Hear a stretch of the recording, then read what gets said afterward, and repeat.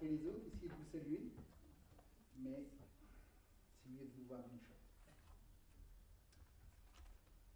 Alors,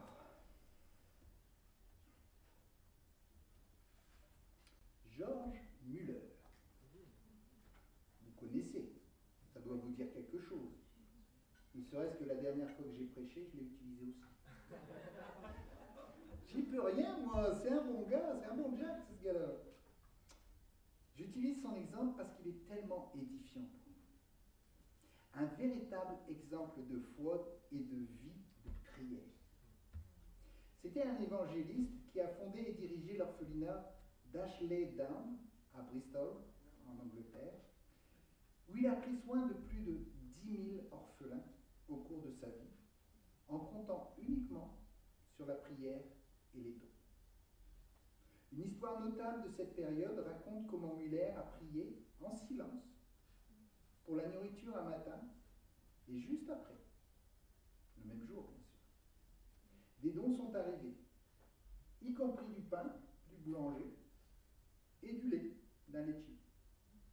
Le parfait exemple de la provision de Dieu dans un moment de nécessité. Mais qu'est-ce que la provision de Dieu? Toujours des gros mots. L'homme adore mettre des gros mots là où il ne faut pas. La provision de Dieu réfère à l'idée que Dieu pourvoit de manière surnaturelle aux besoins de ses chrétiens, de ses croyants. Que ce soit de manière matérielle ou spirituelle, ou simplement pour accomplir sa volonté. C'est une doctrine chrétienne selon laquelle, en tant que source de toute chose, intervient activement dans la vie de ses disciples. Dieu intervient activement dans la vie de ses disciples pour les soutenir, les guider et les aider à réaliser les buts qu'il leur a fixés, souvent par des moyens inattendus. Dans cette série, nous parlons des promesses de Dieu. Le pardon, la délivrance du péché, la résurrection, l'amour de Dieu, etc. Mais là encore, qu'est-ce qu'une promesse? Quand on apporte un message, on a un thème. C'est mieux quand on a un texte, mais là c'est un thème, ce qui fait que c'est plus large. Et là, il faut réfléchir aux mots qu'on nous demande. Les promesses de Dieu et sa provision. Alors, qu'est-ce qu'une promesse? Le Nouveau Dictionnaire biblique nous dit que, dans la Bible, la promesse est une sorte d'alliance, de convention ou d'engagement qui a des effets positifs pour le bénéficiaire. En l'occurrence, nous. Toujours. Si vous avez déjà été présent lors des précédentes prédications, vous avez très certainement constaté un fait. Il est impossible de décrire une promesse sans déborder sur les autres sujets. C'est bien évidemment normal, Dieu est unique, Dieu est un, Dieu est tout. Si je me souviens bien, je crois que c'est Benoît qui avait apporté l'idée que Dieu, il faut voir Dieu comme un dé à multiples facettes, et que le dé représente Dieu, et toutes les facettes peuvent être amour, etc. Et ça, c'est... Dieu est unique. Pour toutes ces perfections, donc toutes ces perfections se confondent en lui, bien évidemment. Dieu est amour, nous dit la parole dans 1 Jean 4,8. L'amour est au cœur de la nature divine. Et Dieu nous déclare lui-même dans Malachie 3,6 « Car je suis l'Éternel, je ne change pas. » De ces deux vérités, je peux affirmer ceci. Parce que Dieu ne change pas et qu'il est amour, il pourvoit au bien de ceux qu'il aime. C'est ce que je vous propose de découvrir dans la parole. Pourquoi? Parce que je pourrais vous raconter ma vie et tout ce que Dieu a fait. Mais disons que ce serait un petit peu subjectif. Je vous dirai exactement tout ce que je veux vous dire. On s'entend là-dessus. Ce serait aussi triste pour vous, pour chacun de vous qui connaissez Dieu,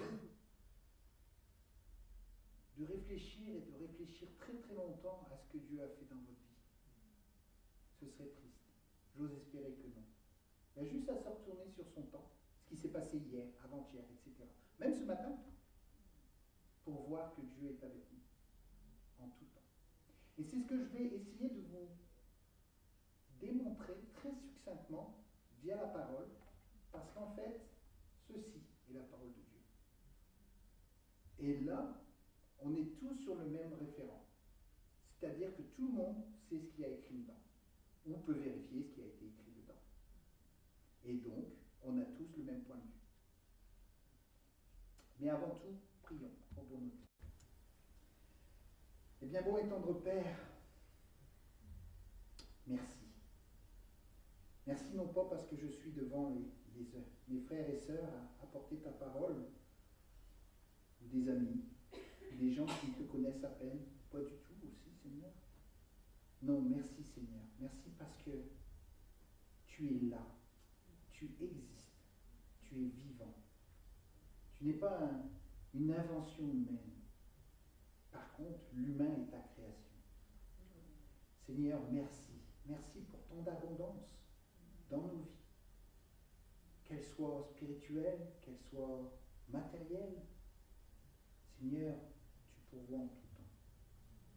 Permets que par ce message, tu sois glorifié et que par ce message, nous puissions voir quel est ton plan exact, à savoir prendre soin de nous. Gloire à toi, Seigneur.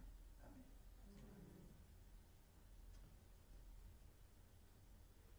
Dieu a pourvu dans le passé. Très simple. On prend ça, on lit. De la première page à la dernière page, vous devriez trouver au moins un exemple. Là, j'ai préféré en sélectionner, si je me souviens bien, quatre exemples, pour vous montrer à quel point Dieu nous aime. Okay. Le premier passage que j'aimerais prendre se trouve dans Genèse, chapitre 2, les versets 8 à 10 et 15 à 17. Je vous laisse 2 petites minutes pour sortir vos armes. Car oui, ceci est aussi une arme. Souvenez-vous des tentations de Jésus-Christ dans le désert.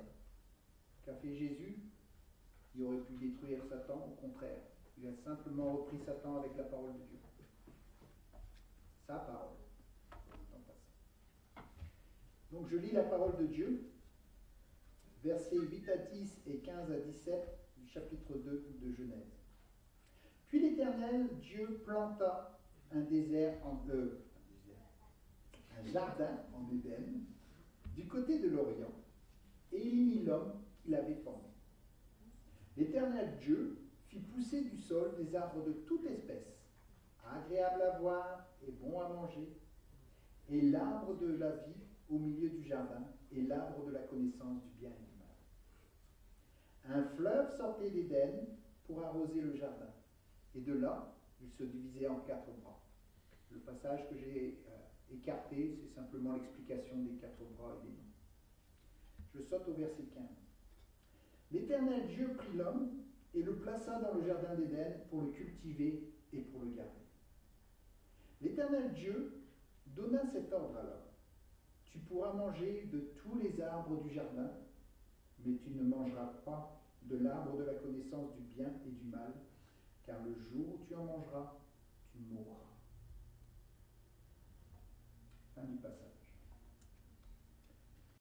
Après les 6 jours de la création, pour ceux qui sont créationnistes, et j'ose espérer que vous l'êtes, comme moi je le suis, tout ce qui est écrit là-dedans, soit on prend, soit on jette. Aussi simple que ça. Donc, après les 6 jours de la création, où Dieu a vu qu'à chaque étape de la création, cela était bon, voire même très bon. Ah, sabotage. Sabotage. Censure, très bon. Je répète, je vais le répéter parce que là, ça marche pas. Après les 6 jours de la création, où Dieu a vu que cela était bon, à chaque étape, vous pourrez vérifier, c'est marqué, et Dieu dit que c'était bon. Au 6e jour, après avoir créé l'homme et avoir donné à l'homme la domination sur le monde, Dieu a utilisé et il vit que c'était très bon. vérifier dans Genèse chapitre 1, verset 31. Dieu prépare donc pour Adam et Ève, même si on dit que c'est l'homme, c'est bien sûr pour Adam et Ève, puisque Ève était là au chapitre 3, un beau petit nid douillet. Dieu prend soin de sa création. Voici un jardin superbe, sans doute très vaste. Autant d'arbres de toute espèce. Alors imaginez vraiment, ça doit être un sacré jardin. Okay? Il doit être entretenu par Adam, c'est sa job, ok, mais sans gros efforts, honnêtement. Car Dieu avait déjà fait pousser les arbres, pas besoin de prendre soin de l'arbre, de le tailler pour qu'il pousse, non, c'était déjà fait. Des arbres, soit dit en passant, très beaux, puisqu'on utilise dans le verset 9 des fruits appétissants et en abondance. Il a même pourvu un fleuve pour l'irriguer. Tout le confort, sans trop se fatiguer. Qui n'aurait pas aimé avoir qui n'aimerait pas ne pas avoir à arroser son jardin, même le soir, surtout le soir quand vous rentrez du travail, il faut arroser. Ça, c'était déjà fait. Et aussi, qui n'aimerait pas avoir à sa disposition autant de variétés de fruits, surtout au prix où ça coûte maintenant. Mais il y a juste une chose à ne pas faire. Adam et Ève ont l'usufruit de la totalité du jardin. Il peut tout faire.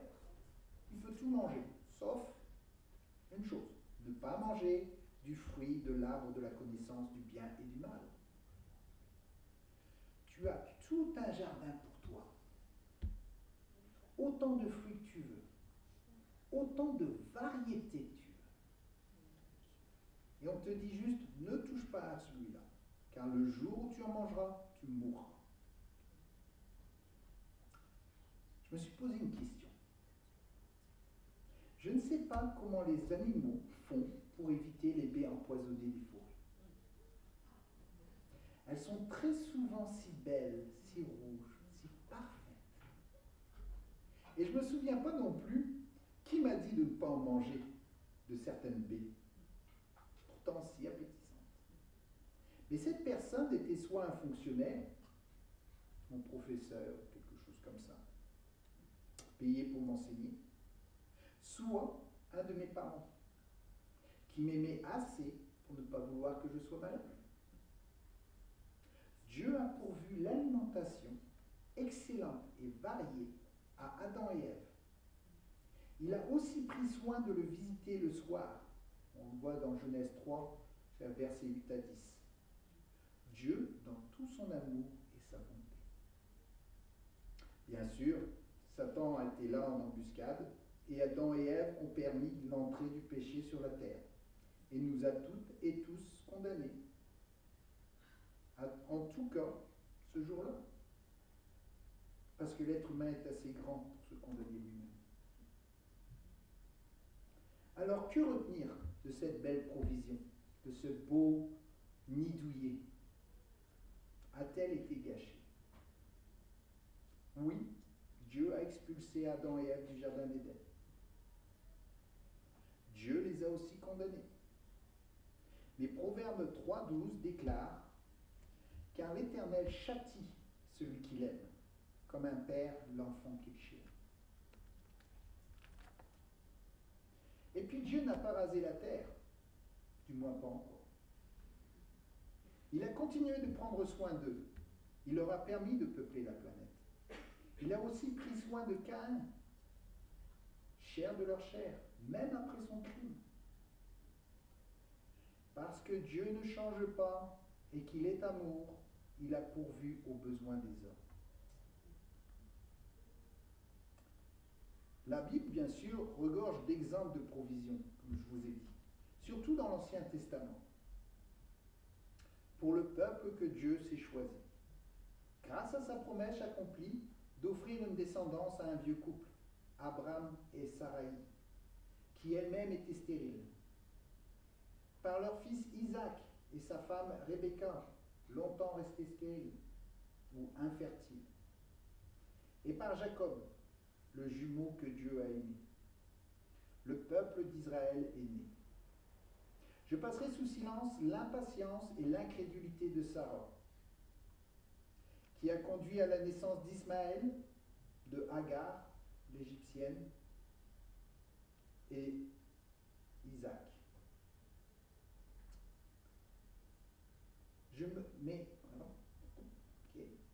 Mais je soulignerai ici un point hyper important, qu'on trouve également dans Hébreu de toute façon, la foi d'Abraham, notamment de Genèse 22, 1 à 14, où Dieu a pourvu à la substitution d'Isaac par un bélier, et les bénédictions qui en coulèrent. Si vous relisez ce passage, vous verrez que Dieu bénit Abraham, encore une fois. Car Abraham a eu foi en Dieu et en sa parole. C'est donc ce peuple que Dieu fait sortir d'Égypte. Petite question pour vous. On adore lire le Nouveau Testament. Parce qu'il est plus court, 27 livres au lieu de 39, si je me souviens bien. Non. Mais avez-vous lu les livres d'Exode et de Nombre? Avez-vous lu comment ces gens ont été, en bon québécois, si chialeux? Chaque fois que je repasse ces livres-là, je me dis, c'est pas possible. Ils avaient une nuée devant eux. Ils étaient bénis. Ils ont eu plein de miracles devant eux. Mais c'était le moi.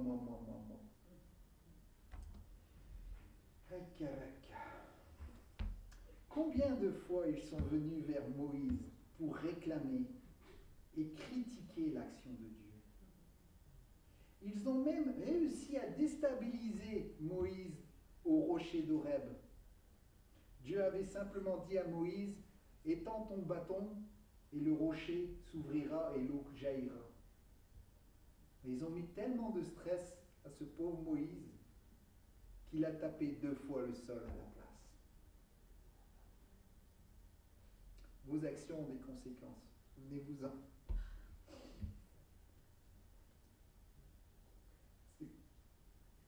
Le deuxième exemple que je vais prendre, spécifique bien sûr de provision que j'ai choisi, dans ce survol de l'histoire de l'œuvre de Dieu sur terre, c'est la manne et l'écaille. La manne et l'écaille sont des aliments miraculeux envoyés par Dieu au peuple d'Israël dans le désert en réponse à leur murmure, encore une fois, contre Moïse à cause de la faim. Vous pouvez trouver ça dans Exode, chapitre 16, les versets 9 à 15. Et ça marche bien. La provision de Dieu, la promesse de la provision de Dieu, ça répond parfaitement à la définition. Maintenant, qu'est-ce que la manne? La manne était une substance granuleuse tombée avec la rosée. Aussi petite qu'une graine de coriandre, elle était perçue comme un aliment comparé au gâteau au miel. C'est pas de la farine, là. C'est pas de la farine de sarrasin que j'aime pas, là. Non. C'est comparé au gâteau au miel. Tu chiales, Dieu te donne un gâteau au miel. C'est le dire. C'était considéré bien sûr comme un pain céleste. Tandis que les cailles étaient des oiseaux migrateurs qui volaient en bande au-dessus du désert, fournissant un apport de nourriture aux Israélites. Mais elles ne passaient pas tout droit au-dessus du camp. Non, Dieu forçait un petit peu le vent pour qu'elles fassent un petit détour pour s'arrêter, pour qu'on puisse les attraper, bien évidemment. Et donc, malgré les murmures et les intimidations contre Moïse pendant la traversée du désert, Dieu continue à pourvoir aux besoins de son peuple élu. Il donne du pain et de la viande, de l'eau, dans le désert aussi, bien sûr. Mais comme je vous dis, c'est pas du pain moisi, c'est pas du pain dur. Non, du gâteau au miel. Bon, après cuisson quand même, pour relativiser là, mais quand même. On n'est plus au jardin d'Éden, mais on a encore quelque chose de bon.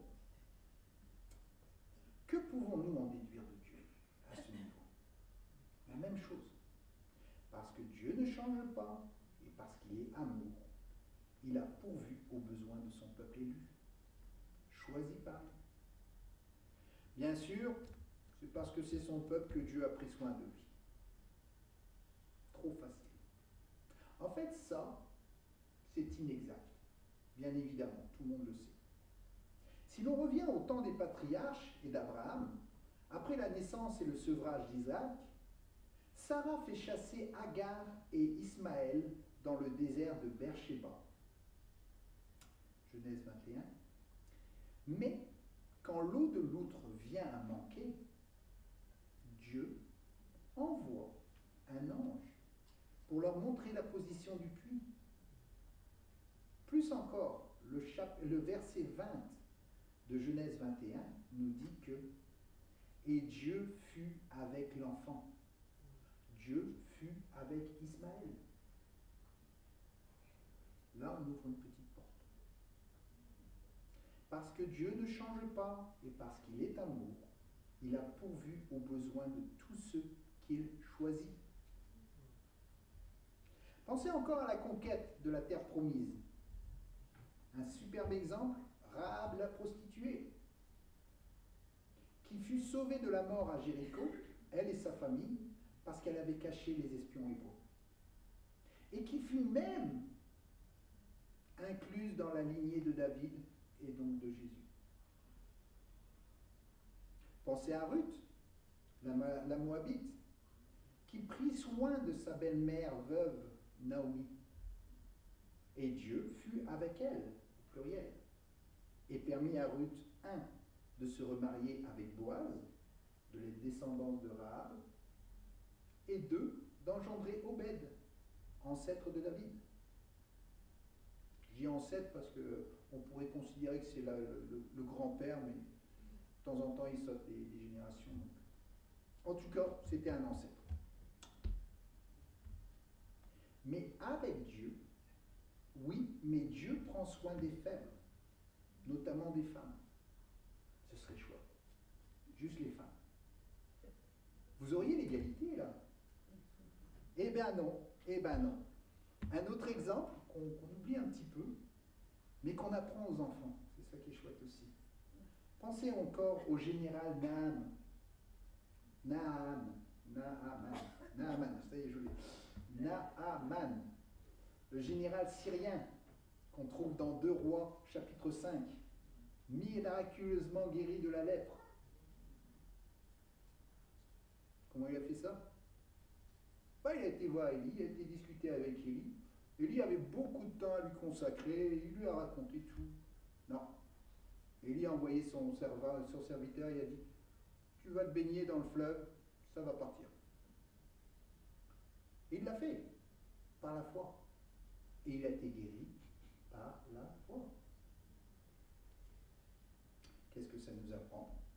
Parce que Dieu ne change pas et qu'il est amour. Il a pourvu aux besoins de tous ceux qui ont foi en lui. C'est ce qu'on a chanté. Mais bien sûr, c'est pas fini. Si l'on considère l'ensemble de l'Ancien Testament, nous voyons que Dieu pourvoit aux besoins de son peuple, en le protégeant, en le bénissant, en le châtiant. Et ça, vous pouvez voir ça dans le Juge, c'est hallucinant ça. La spirale. Tout au long donc de l'Ancien Testament, il guérit, il nourrit, il pourvoit aux besoins matériels. Ah. Dieu, c'est un magasin. Juste à lui demander, il va nous fournir tout ce qu'on veut. Presque. Parce que Dieu ne fournit pas que des besoins matériels, bien évidemment. Il a aussi pourvu aux besoins spirituels, notamment en partageant son esprit.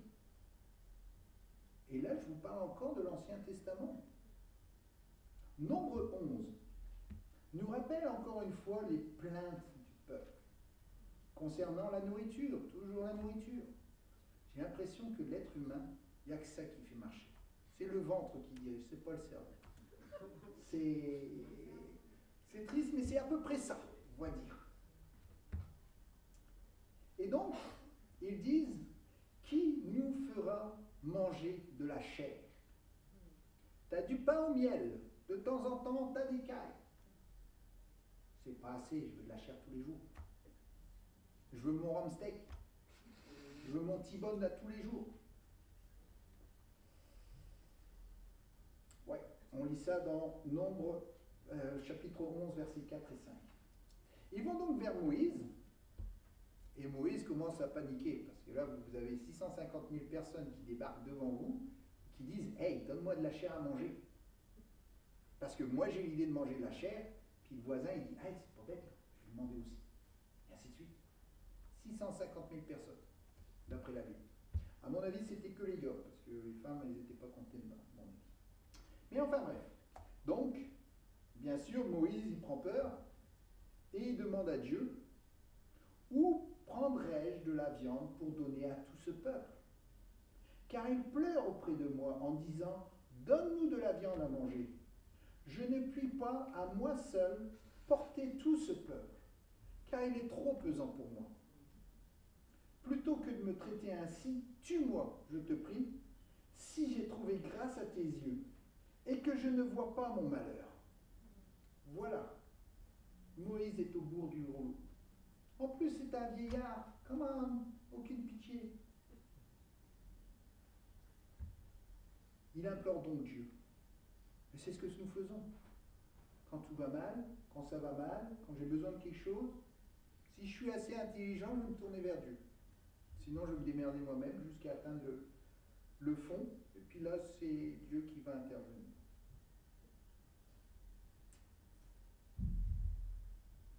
Oui, il demande de l'aide à Dieu dans sa courte vision humaine.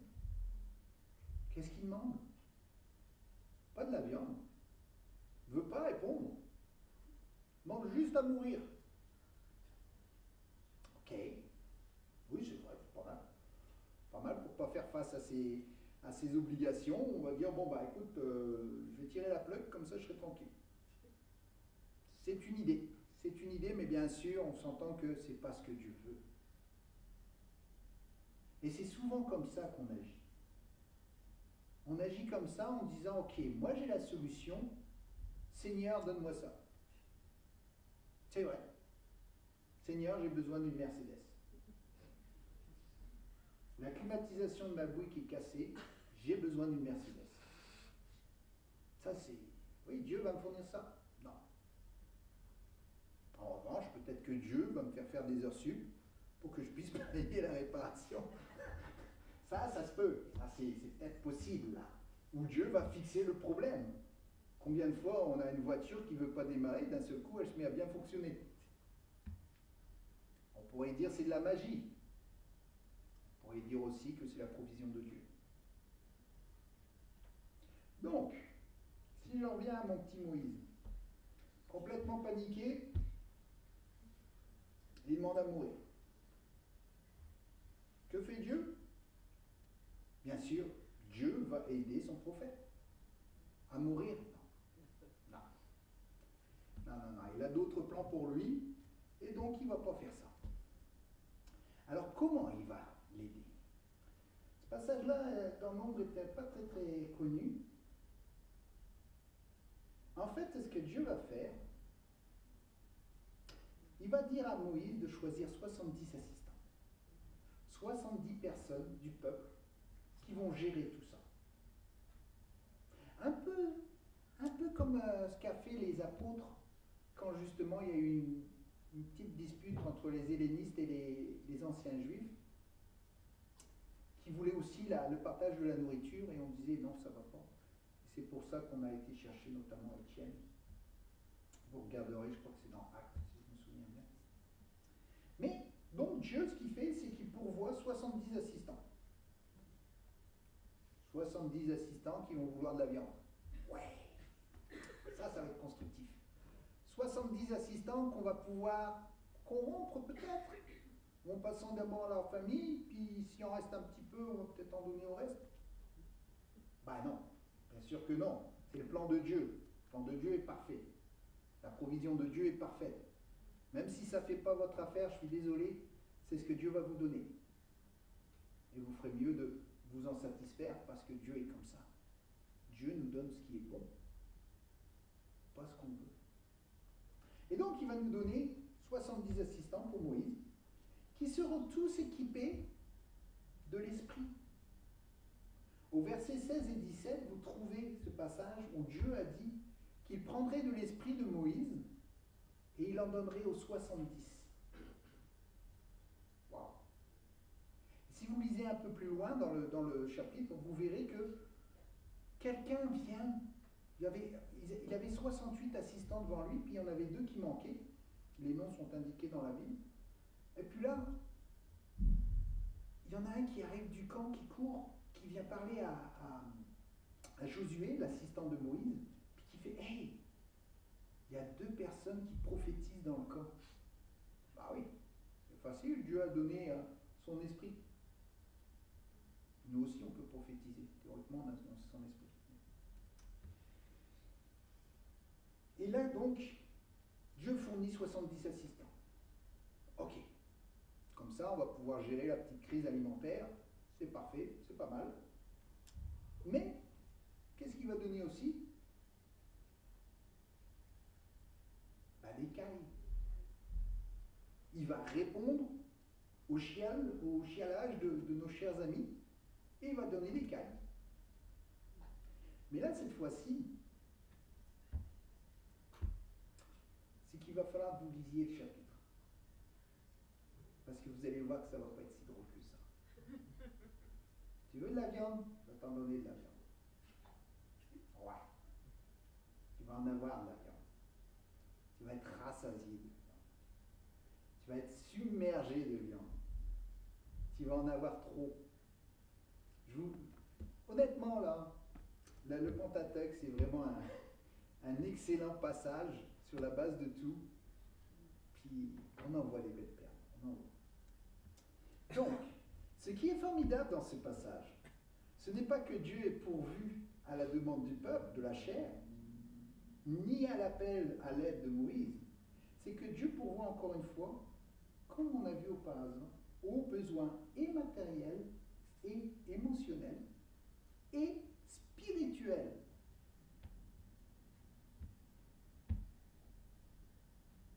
Non, ce qui est merveilleux dans ce passage, c'est de voir que Dieu a aussi pourvu son esprit à Moïse. Et à plus encore, qu'il peut le distribuer à 70 assistants, qui seront tous équipés de l'esprit. Alors quand on parle dans Actes d'une tempête qui rentre dans la salle de prière et puis qu'on voit une lampe de feu qui se met sur la tête de chaque personne, ou quand quelqu'un se convertit puis qu'il se met à prophétiser, ne soyez pas étonnés. Dieu pourvoit, Dieu donne son esprit. Il donne son esprit à qui il veut. Donc, comme je vous disais, je vous laisse lire ce beau chapitre de Nombre 11 pour savoir comment cet épisode se termine. Mais, qu'est-ce que je peux en résumer? Parce que Dieu ne change pas, et parce que Dieu est amour, il a répondu à l'appel de détresse de son prophète. Un autre exemple pour illustrer ce point, 1 Roi 18, qui nous raconte comment Élie, un autre prophète, avait foi en Dieu. Élie, c'était un petit peu différent. Élie était avec Dieu, et Dieu s'occupait bien de Élie. Et au verset 36-37, on voit comment Dieu pourvoit un feu. Un feu sur l'Holocauste mouillé de 4 cruches d'eau. Le duel avec les 400 prophètes de Baal. Ils sont 400 d'un côté, Élie de l'autre, 2 barbecues. Qui va gagner? Bon, on sait à la fin, ça se passe mal pour les 400. Bon. Ce qui permit à Élie de montrer au peuple de Dieu et au roi Rahab que Baal était un faux Dieu, tout simplement en lui donnant la victoire. Et ce qui est merveilleux dans ce passage, c'est la foi qu'avait Élie. Élie était sûr et certain que Dieu allait répondre à sa prière. Parce que sinon, je ne suis pas convaincu qu'il aurait mis 4 couches d'eau sur le bois. En tout cas, moi, je n'aurais pas fait. Homme de peu de foi. Parce que Dieu ne change pas et qu'il est amour, il a pourvu aux besoins matériels et spirituels de tous ceux qui se sont tournés vers lui et qui le servaient. Ok. Peut-être intéressant pour nous, il y a peut-être une recette magique là-dedans. Mais Dieu pourvoit maintenant encore. C'est bien beau de parler de la Bible. C'est bien beau. Oui, il y a énormément d'exemples de provision de Dieu. Mais Dieu agit encore, bien évidemment. Comment? Matériellement? Spirituellement? Ben là, je vous invite à réfléchir. Je vous invite à regarder votre vie. C'est aussi simple que ça. Dieu pourvoit spirituellement, par son esprit, et matériellement aussi. Pour un travail, pour de la nourriture qu'on vous donne, pour les besoins que vous avez. Prenez juste 2 petites minutes et regardez. Dieu pourvoit encore. Pourquoi? Parce que Dieu est vivant. C'est bien beau d'avoir un beau livre comme ça, c'est des belles histoires. C'est la vérité. Mais c'est le passé. Qu'est-ce qui se passe aujourd'hui? Bien sûr, il y a des promesses qui se réalisent encore aujourd'hui. Mais nous vivons avec Dieu. Pour au moins ceux qui l'ont choisi.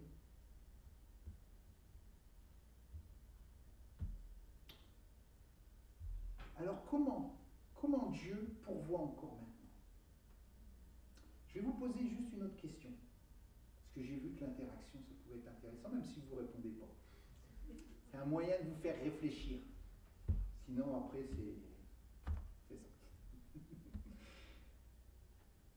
Quel est le message principal que l'on peut entendre au début de l'Évangile? 10 secondes. Non, je rigole.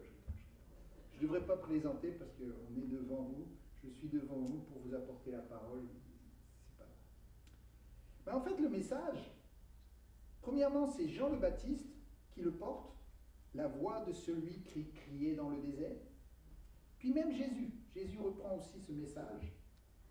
Repentez-vous, car le royaume de Dieu est proche. Ok, parfait. Si je le mets dans le contexte, c'est qui? Les enfants d'Israël, ceux qu'ils craignent, ceux qu'ils servent. C'est qui, vous? Honnêtement, je ne suis pas juif. Désolé, je ne suis pas juif. Donc, théoriquement, je ne suis pas de la descendance d'Abraham. Je ne peux pas faire mon arbre généalogique au-dessus de 1750, alors on oublie ça. Mais je n'avais pas de famille juive dans ma famille, donc je ne suis pas théoriquement de la descendance d'Abraham. Mais de quelle descendance parlons-nous? Que dit Jean le Baptiste aux pharisiens dans Matthieu, chapitre 3, versets 5 à 10? Je vous remets dans le contexte. Les habitants de Jérusalem et toute la Judée, les habitants de Jérusalem, de toute la Judée et de tout le pays des environs du Jourdain se rendaient auprès de lui. Et, confessant leurs péchés, ils se faisaient baptiser par lui dans le fleuve du Jourdain.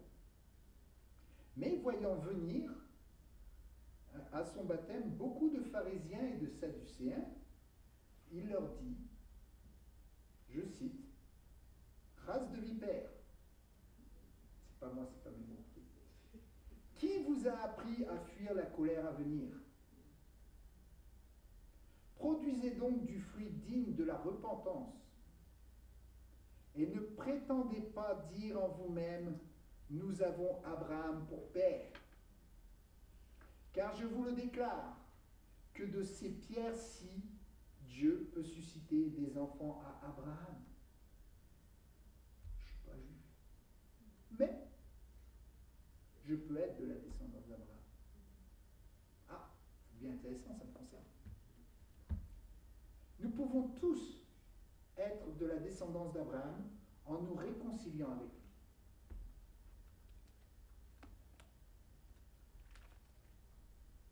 Pourquoi? Parce que Dieu ne change pas et parce que Dieu est amour. Il veut prendre soin de sa création. Il veut nous réconcilier avec lui. Oui, nous pouvons toutes et tous nous rapprocher de Dieu.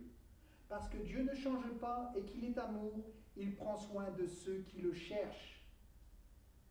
Si vous ne croyez pas, on vient de le chanter. Et combien Dieu s'est-il fait, et comment Dieu s'est-il fait connaître sur terre? Par Jésus, le Christ, le Messie. Jésus est venu sur terre pour être la rançon de toute l'humanité? Non, de plusieurs. De ceux qui le choisissent.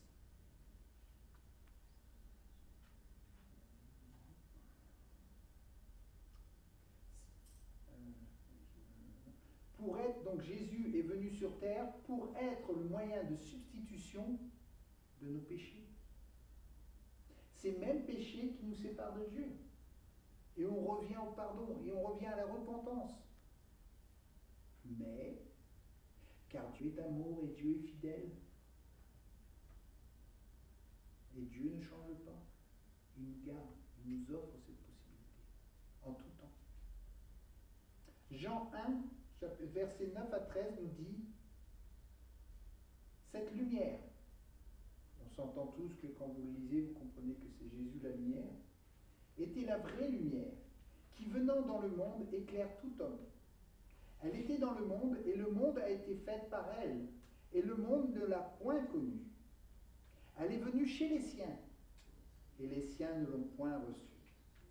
Mais à tous ceux qui l'ont reçue, à ceux qui croient en son nom, elle a donné le pouvoir de devenir enfants de Dieu, lesquels sont nés non du sang, non de la volonté de la chair, ni de la volonté de l'homme, mais de Dieu. Nous tous pouvons être enfants de Dieu. Grosso modo, on est quasiment tous. Nous avons la vie en Jésus-Christ. Excusez-moi. Nous tous pouvons être enfants de Dieu. Et voici la plus merveilleuse provision de Dieu.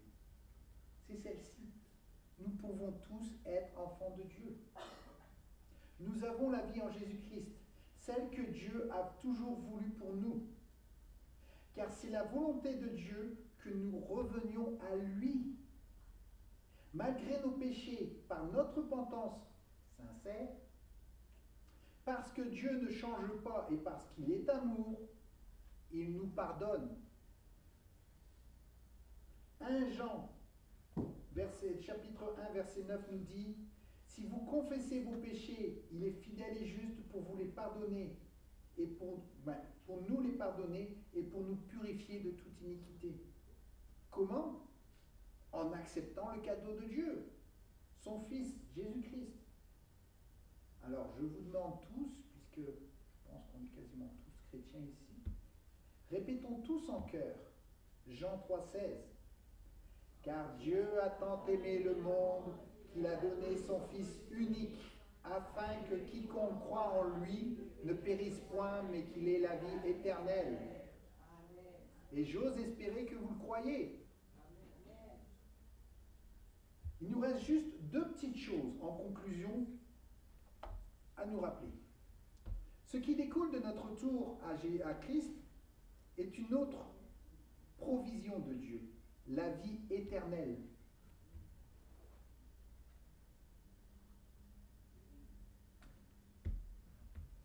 Excusez.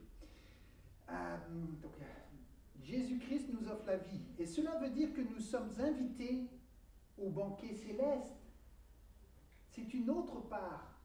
Une fois que nous avons accepté Jésus-Christ, nous avons la vie éternelle. Et si nous avons la vie éternelle, nous serons au ciel avec Christ. Et nous serons invités à ce banquet.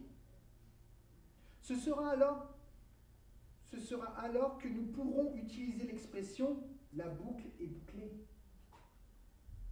Dieu nous offre à nouveau un paradis. Terrestre ou céleste, je ne peux pas vous dire, je n'ai pas assez étudié la question.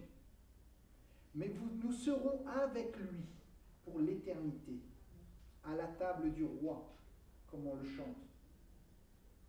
Petit conseil, on le répète assez souvent comme conseil. Assurez-vous d'apprendre à aimer Dieu, car l'éternité, c'est long. C'est très long. Et si on est toujours installé à manger, j'ose espérer que Dieu va nous servir de la caille, mais pas comme dans l'ombre. Enfin, j'espère. Mais arrivé à ce niveau-là, je ne pense pas qu'on sera chez lui. Franchement, honnêtement, j'y crois pas du tout. Maintenant, il ne reste plus qu'à parler de vous. Vous qui avez déjà choisi Jésus-Christ et qui êtes présent dans la salle. Je me dois de vous rappeler que Dieu vous a pourvu à cette assemblée. Nous avons des invités, bienvenue, mais pour le commun du groupe, Dieu vous a pourvu à cette assemblée. Durant votre vie, vous avez acquis diverses expériences académiques ou de la vie. Et lors de votre conversion, Dieu vous a aussi offert un autre don, spirituel celui-ci, afin que vous intégriez le corps de l'épouse, l'Église, et ce localement dans votre assemblée. Parce que Dieu ne change pas et qu'il est amour, il nous a ajouté à son assemblée de Saint-Léonard, chacun de nous. Et je pense qu'il vous a assemblé et il vous a associé à votre assemblée aussi à Nice. Aussi, en tant que membre du comité, c'est l'autorité, attention, je vous demande de vous engager pour aider notre assemblée à grandir, à prospérer, bien sûr à faire son travail de proclamation de la parole et du nom de Jésus-Christ, selon le plan établi par Dieu, selon les provisions établies par Dieu. Si Dieu vous a mis ici, aujourd'hui, et que vous êtes membre, ou vous aspirez à être membre, aspirez aussi à vous engager. Aspirez aussi à nous aider dans l'assemblée. Comment? Celle-là, elle est facile. En tant que trésorier, plusieurs casquettes, les gars, et je vous le dis là, en tant que trésorier, je pourrais vous dire, facile. Allez, donnez des sous. Oui, donnez des sous. Pour ceux qui peuvent. Et pour ceux qui peuvent, vous pouvez aussi donner du temps à cette assemblée. Parce que nous sommes une assemblée. Nous sommes frères et sœurs en Christ. Nous pourvoyons les uns pour les autres. Nous surveillons pas. Nous prenons soin les uns des autres. Pas juste matériellement. Nous pouvons prier les uns pour les autres. Nous avons plusieurs ministères qui manquent toutes. On a plein de ministères. Mario est en train de nous les lister, là. Moi, je pense à l'éducation aux enfants, à l'accueil, à l'entraide, à l'intercession. Et j'en oublie plein. À l'évangélisation aussi, le plus important de tous. Dieu nous demande à toutes et à tous de nous impliquer dans son assemblée. Parce que cette assemblée n'est pas à vous, elle n'est pas à moi, elle est à Dieu. Et Dieu pourvoit. Par nos dîmes, c'est sûr, Dieu pourvoit à cette assemblée. J'ai le privilège d'être un des plus vieux de cette assemblée, et je peux vous dire que les miracles, on en a vu. Parce que Dieu ne change pas et parce qu'il est amour, il prend soin de son assemblée de Saint-Léonard. Alors prions. Encore une fois, merci Seigneur. Merci pour toutes ces bontés que tu as envers nous. Merci pour toutes ces provisions que nous recevons individuellement ou en groupe dans cette assemblée, Seigneur. Merci pour absolument tout. Il y a une chose qu'on oublie très, très souvent, Seigneur, c'est merci de m'avoir réveillé ce matin. Merci, Seigneur, de m'offrir ce souffle. Et plus encore, Seigneur, merci d'avoir pourvu à notre réconciliation dans le sang précieux de Christ. Merci pour tant de bonté que je ne mérite pas, que nous ne méritons pas. Et tu es là, tu es fidèle, parce que tu es amour et parce que tu ne changes pas. Tu veux notre réconciliation, tu veux être avec nous, comme tu as été avec Ismaël, comme tu as été avec Adam et Ève dans le jardin d'Éden. Tu veux rester avec nous, tu veux prendre soin de nous. Et c'est pour ça que tu nous as créés. Ce n'est pas simplement parce que nous, on allait te donner quelque chose, des prières, des gloires ou quoi que ce soit. On est incapable de le faire. Heureusement, ton Saint-Esprit nous rappelle qu'il faut le faire. Ton esprit, tu l'as partagé en nous aussi. Merci pour ton bonté, Seigneur. Gloire à toi au plus haut des cieux.